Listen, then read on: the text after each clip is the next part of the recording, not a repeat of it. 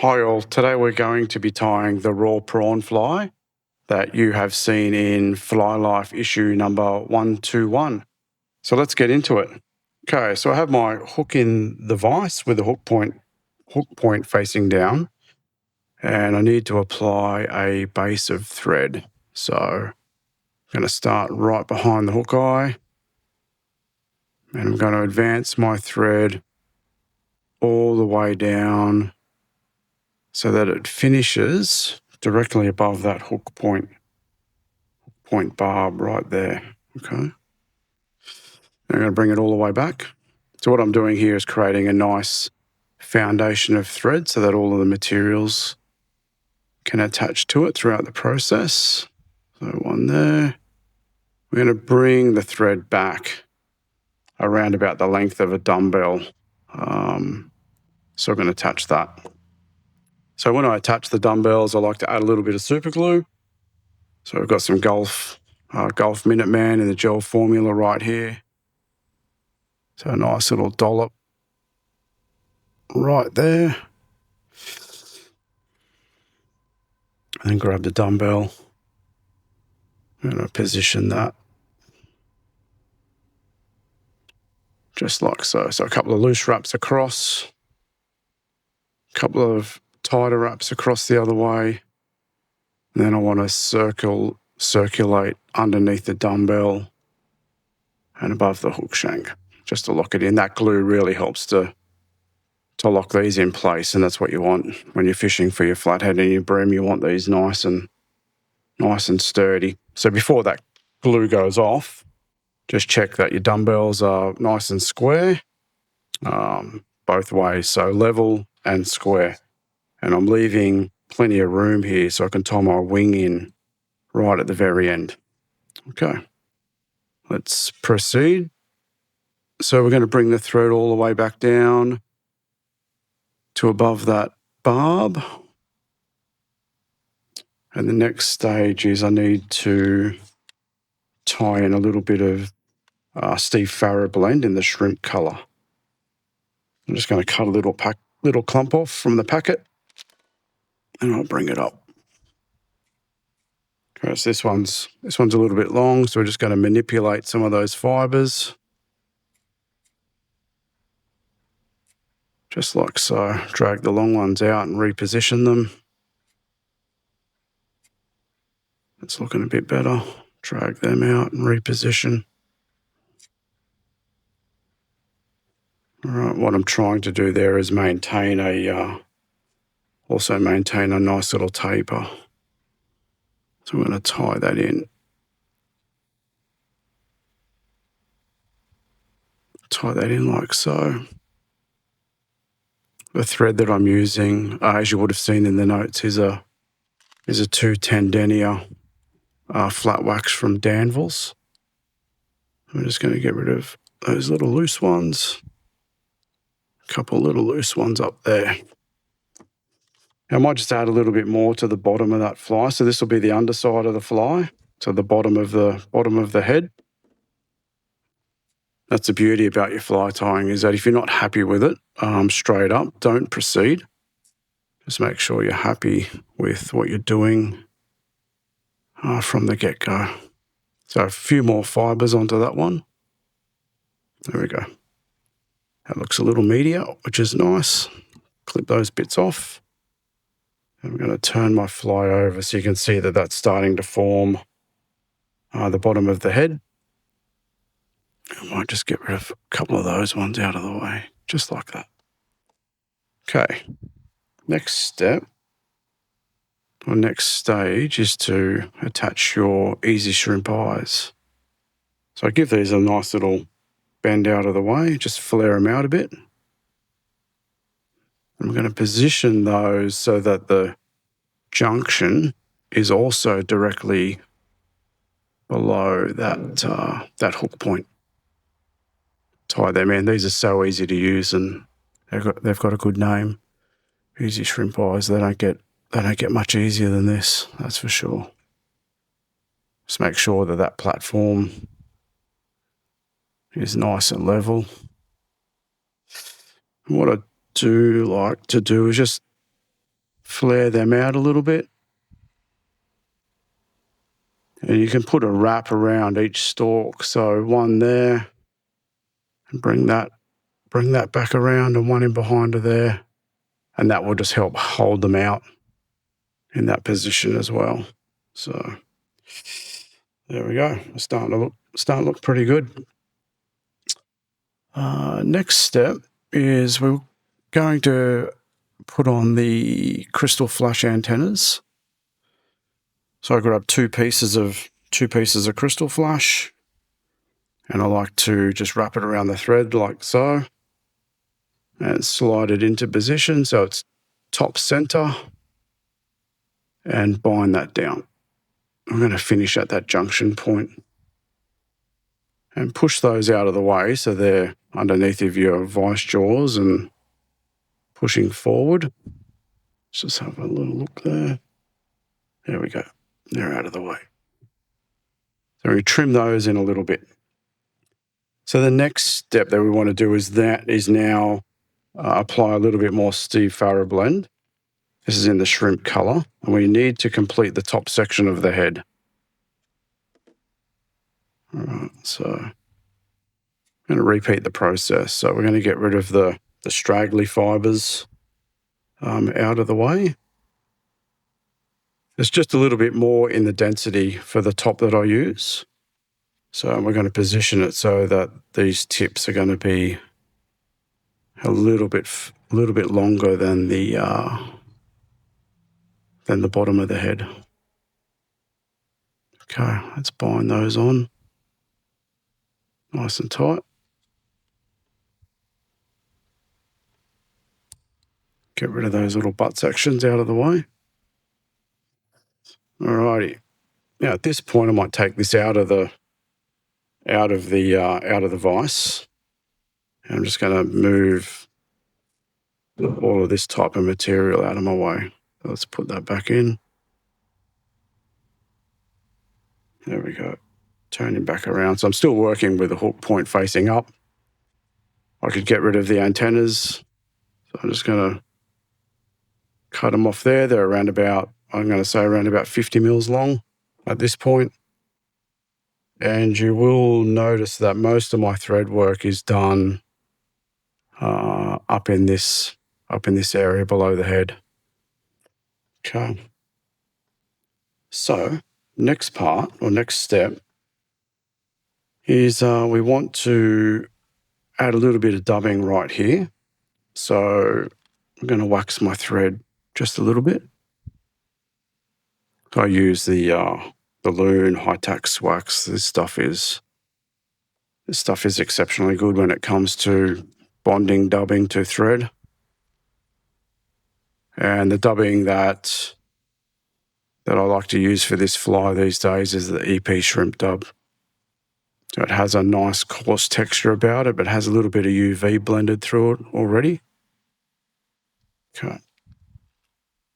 I've got a nice noodle of dubbing there. And what I want to do is just almost make a ball of dubbing right there, right in that little area, directly below the barb. And what we're using this for is to flare the legs. And just tidy some of that up. You will notice that I do use a fair bit of thread, to be honest with you, in my tying. And if you take a bit of a look in this area here, I actually use the foundation of the thread to also aid in forming a nice shrimp fly body. All right, so that's done. I'm very happy with that. The head's looking good. Antennas are in place. Eyes are in place. I've got my ball of dubbing. The next step is to start to put in the rubber legs. I've got some barred legs from Wapsi. We're going to put one of these down each side. Let's just take the thread this way a little bit and fold it over again. And just on the underside of the hook shank, I like to bind bind that in like so. And another one on the other side, same process. Okay, one over the other side. Couple of wraps of thread.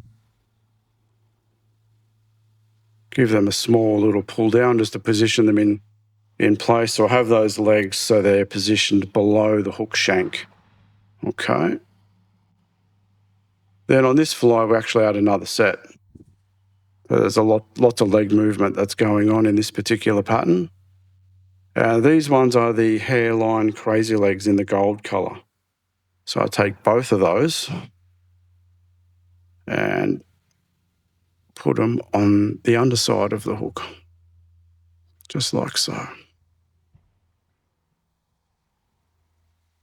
And all of my thread work is still just below that barb.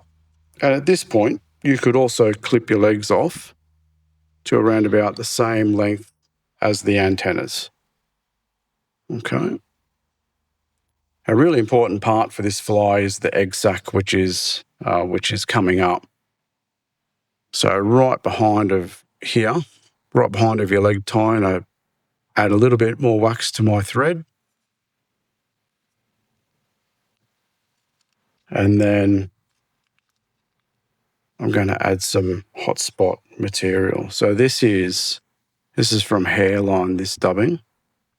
This is the Scud dub in the shrimp Scud colour. So you can be fairly generous with this. It doesn't have to be too tightly wrapped because we're going to brush this material out. Have a generous amount there. And I'm almost going to wrap it on top of one another. Tidy him up.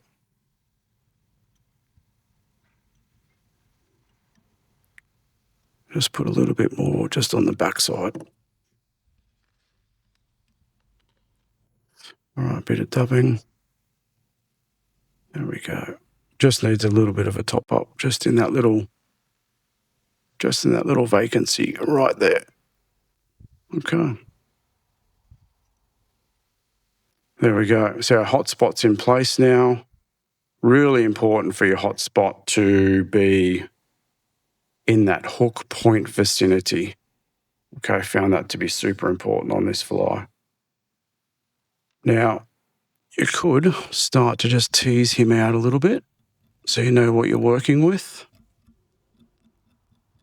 So mainly from the sides and the underside.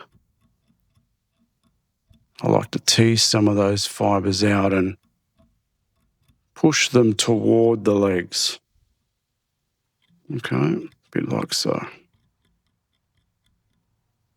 We're starting to use the material now to give that nice translucent effect. Okay, so material off the top and take it forward. Manage it a little bit so it starts to slide forward, and then we're into the next stage of finishing off the body dubbing.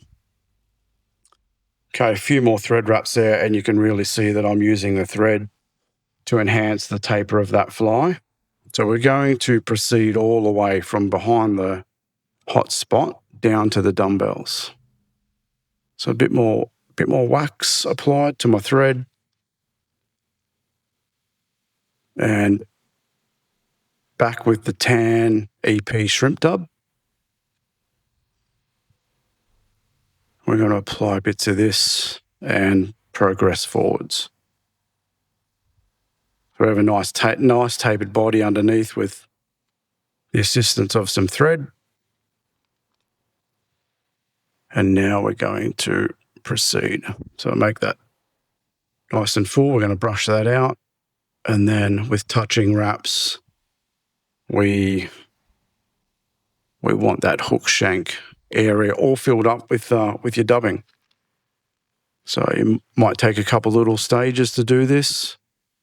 There's a little bit more going on now. It doesn't have to be too tightly applied. We're going to brush that. We're going to brush this out in just a sec. Okay, another section, a bit more wax. A bit more dubbing. We should fill up this little vacancy right down to the dumbbell now. All right, so there we go. In. There we go, that's nice. Maybe just a touch more. Right there. Just a little bit. We really just want to fill in that little void. Okay, at this point, we need to get our thread out of the way. So we're going to advance it to in front of the dumbbell. And turn the fly over. And we can go to work again with the dubbing brush. So what I'm doing here is I'm using the fibers that are on top, and I'm combing them out or teasing them out and using them to maximize the translucency on the underside of the fly to represent all those little shrimp legs. Give them a little comb forward, just like so. And the other thing I'm doing is that I'm clearing out the space to maximize the hookup. So we've got a nice clean point. You can see that directly behind my fingers there, that I've got a really nice clean point to maximize our hook sets. Okay. That's looking pretty smart. Any problematic stragglers, you can just pull them straight out. I might get rid of these little ones just off the top here, just like so. They don't really want to play the game, so we'll get rid of those. And what I am left with now is to apply the wing. So if I turn the fly over, you'll notice in this area here above the dumbbell and toward the hook eye, I have left plenty of space. There's about 4 to 5 mils worth of space there, which gives me enough room to securely bond on the wing. So next material that comes in, this is another product from H2O. This is their Baitfish blend in Mullet Brown. I'm going to take a smallish type clump. The good thing about this product is that it's pre-blended, so it has a like a shrimp color and a mullet brown or a brown color already pre-blended for you. So again, with your thumb and your forefinger, you can manipulate the fibers. Get rid of those problematic ones off the ends. And what I'm trying to do is achieve that nice taper without too much scissor work. So if you can prepare your materials ahead of tying them in, you'll actually end up with having to do less cutting, let's say. All right, that's looking pretty good. Might turn him over and use him that way. And I will want to align this piece so that these tips are around about the length of the top of the head that we put in earlier. All right, so we're going to bind him on, just like so. Thumb and forefinger holds the materials in place. It's called a pinch and wrap method. If you want to look into the technicalities of fly tying, cut the butts off. And at this point, we're going to tidy up all of those by covering them up with our threads and start to form a nice little bullet head before we whip finish. Okay, it's looking pretty smart. Okay, grab the whip finish tool. In. Let's go 1, 2, 3, 4, 5, 6, and tighten him down. I like to tighten my whip finishes off on my saltwater flies just ahead of the dumbbell. You might be able to see that that's where the thread is, just in there. So we'll clip him out. There's a little straggler. Get rid of him.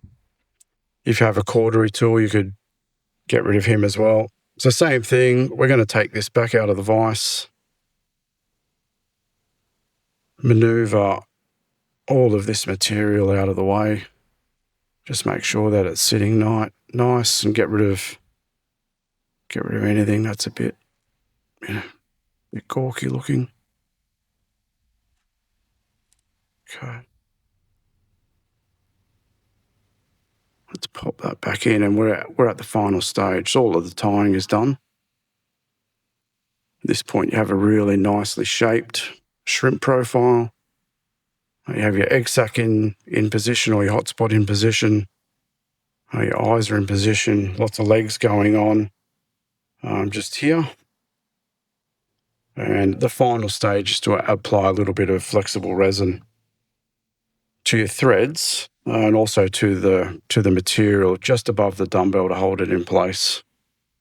So the gear that I use is from Golf. This is the Golf Flexman. I like the nozzle on it, just straight out of the factory. The formula's nice. I'm just going to put a little bit directly above the dumbbell, right there, and then coat the threads.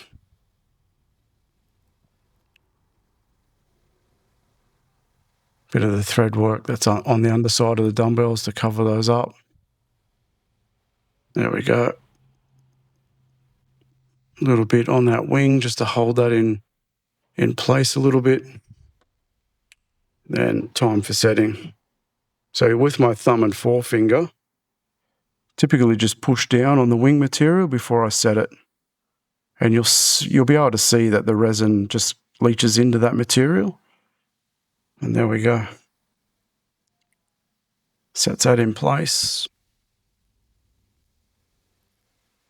Rotate your fly around and get to all of those other resin areas. You might be able to see that hot spot lighting up under that UV torch. That's a key element, like I said, is to have that position directly below your hook point type area. And there we go. Curing is complete. And you have one completed raw prawn fly. Thanks for watching, guys. Enjoy your tying, and we'll see